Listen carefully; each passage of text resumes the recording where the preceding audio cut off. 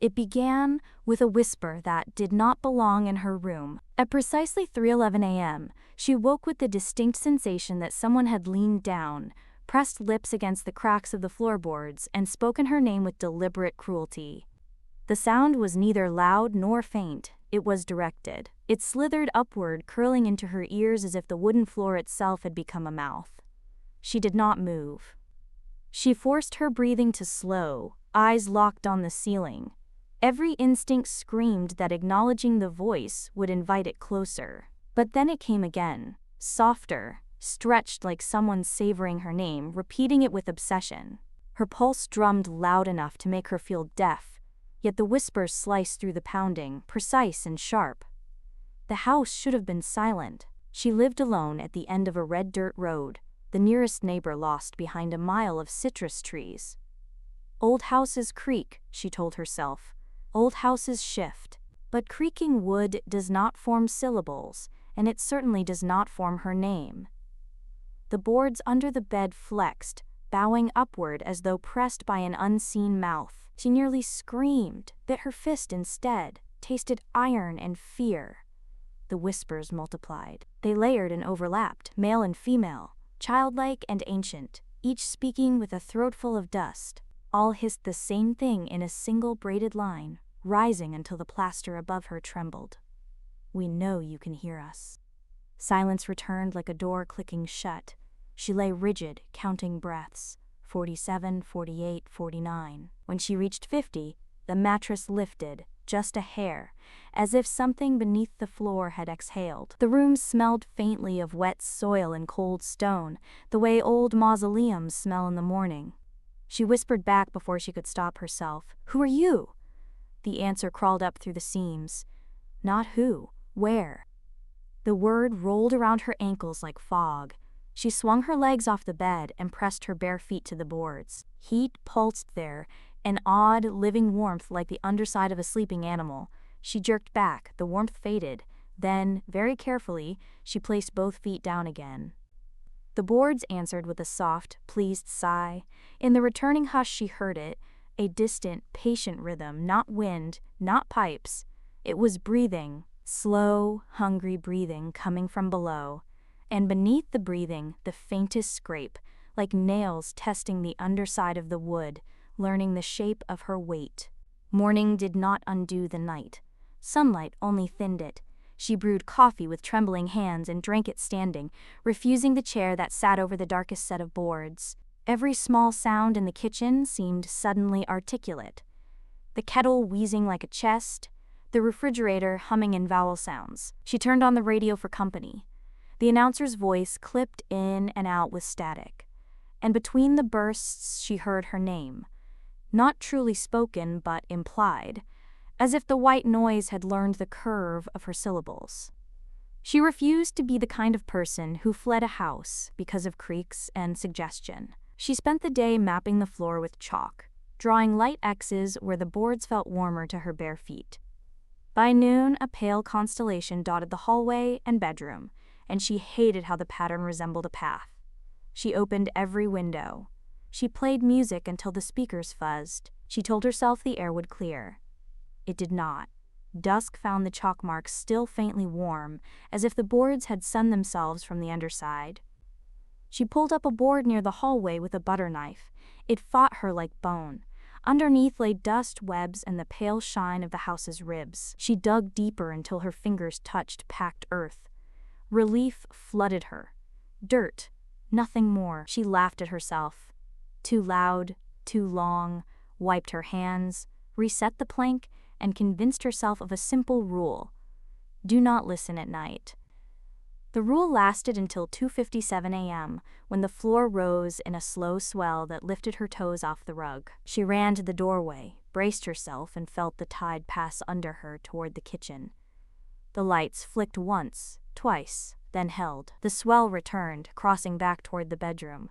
With it came a whisper that sounded like breathing shaped into syllables. "Don't leave us again." Again.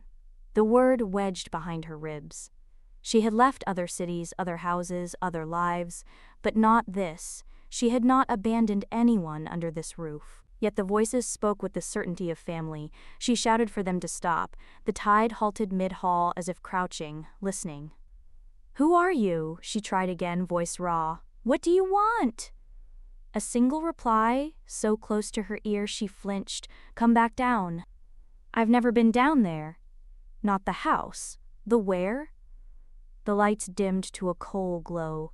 Somewhere beyond the walls, dogs barked in a chain, as if the sound were passing from throat to throat down the road. She pressed her palm to the floor and felt a pulse, too slow for a heartbeat, too steady for a machine. Her fear rearranged itself into something narrowly focused, like anger sharpened to a pin. If there was a trick here, she would expose it. She fetched a crowbar from the shed and set it beside the bed. At 3:11 a.m. exactly, the first nail squealed as she pried it loose. The floor responded with a pleased, wet hush, like lips opening underwater.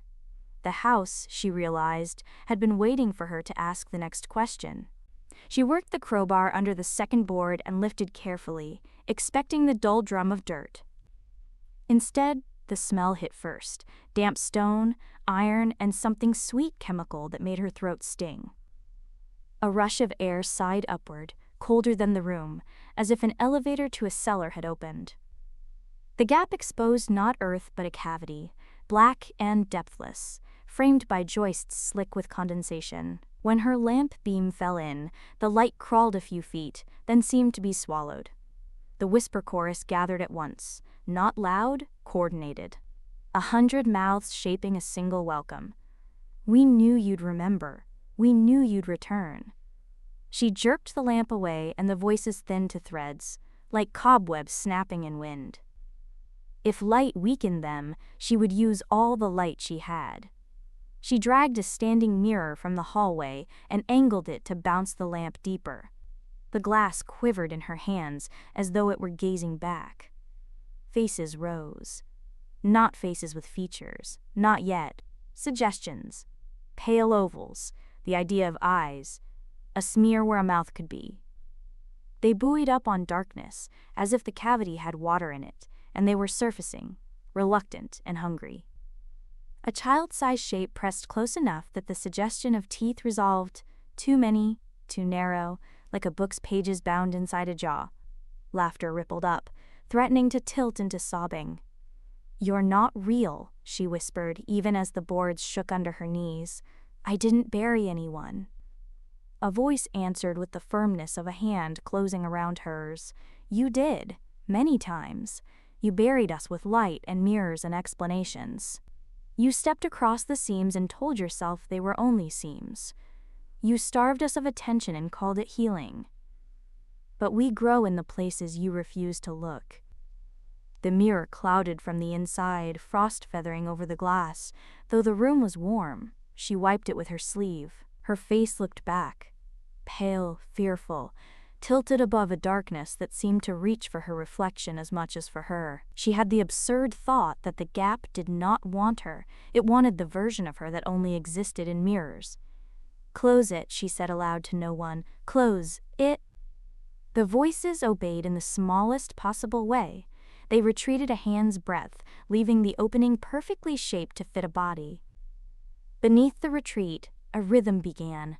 Inhale, exhale, a distant tide on stone stairs. It sounded like someone far below her practicing the act of breathing until they could get it right. By the fourth night, she understood that the house was teaching her a language.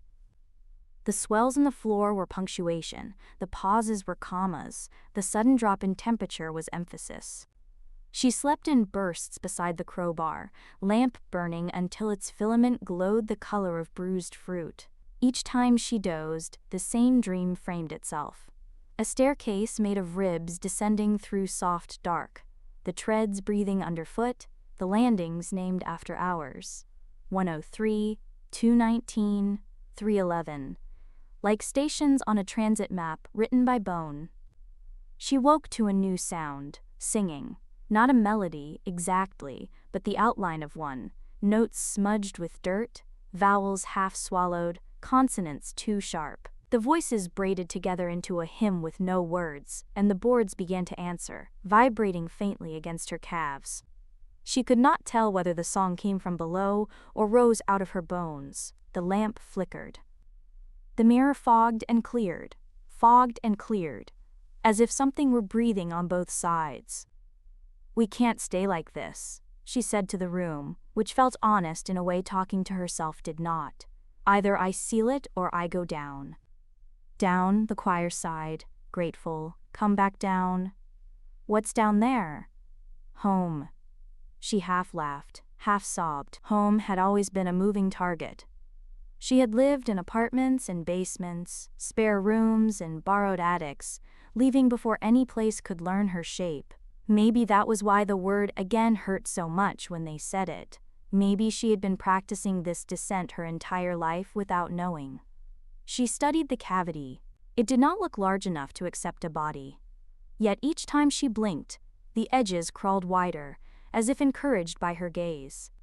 She looped a rope around a radiator, tied the other end around her waist, tested the knot with the full weight of her panic. She strapped the lamp to her chest like a prayer the dark might recognize.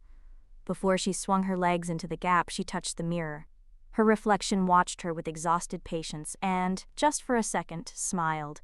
Not encouragement, recognition. She sank. The air was colder than thought. The rope slid over joists with damp squeals. Inches became feet. The light skidded over wet stone, and the suggestion of carvings like tally marks. The voices rose, not louder, but closer, shedding their echo until they sounded like people gathered in the next room, waiting for her to step through the doorway and admit she'd kept them waiting too long. The floor closed over her like a lid, sealing the world above into a muffled rumor. The rope hummed with her weight, then with something else, as if fingers plucked it to test a note. "Don't," she said, and the plucking ceased. When the lamp steadied, the staircase from her dreams resolved. Ribs arched into steps, each tread pulsing slow as a sleeping animal. Names were carved into the risers in a cramped hand. She did not know them until she found her own, scratched twice, as if someone had been unsure where to place it. Faces gathered at the bottom of the stair, not hungry now, only intent. Their features were unfinished, but their attention was perfect, like listeners holding their breath. She tasted iron and realized she had bitten her tongue. When she swallowed, the listeners flinched together, mimicking the swallow like a ritual agreed on before she arrived. "What happens if I stay?" Her voice was steady. "We sing you a name that fits. We arrange your hours so they stop scratching at the ceiling. We give you a floor that finally holds. And if I go back up? You always come back down." The truth of it rocked her a step. How many rooms had she tried to outshout? How often had she chosen the upstairs version of her life, the one with explanations, and still pressed her ear to the boards at night? She looked up. The hole she had made was a faraway brightness, like day trapped in a jar. She untied the rope. The choir inhaled, not triumphant, relieved. Hands rose to receive her, long and jointed wrong, but careful as midwives. She thought of the mirror smile. Not encouragement, recognition. She had not been summoned, she had been expected. When they lifted her, she did not fall, she fit. The hymn found a key and kept it. Her name rearranged itself until it meant not the person who refused to listen, but the one who finally did. The boards above faded to rumor, to weather, to footsteps belonging to a stranger in another world. If anyone ever moved into the house again, they would inherit the rules she had unlearned. Do not listen at night. They would make coffee, turn up radios, and trust light to be enough. But some hour, perhaps 3:11, perhaps a minute with no number at all, the floor would breathe, and the story would knock from underneath, patient as tide on stone stairs. "We know you can hear us," the voices would sing, and if they listened closely, they might notice one voice among the many, practicing the truth until it stayed said. She nodded once, then stepped forward.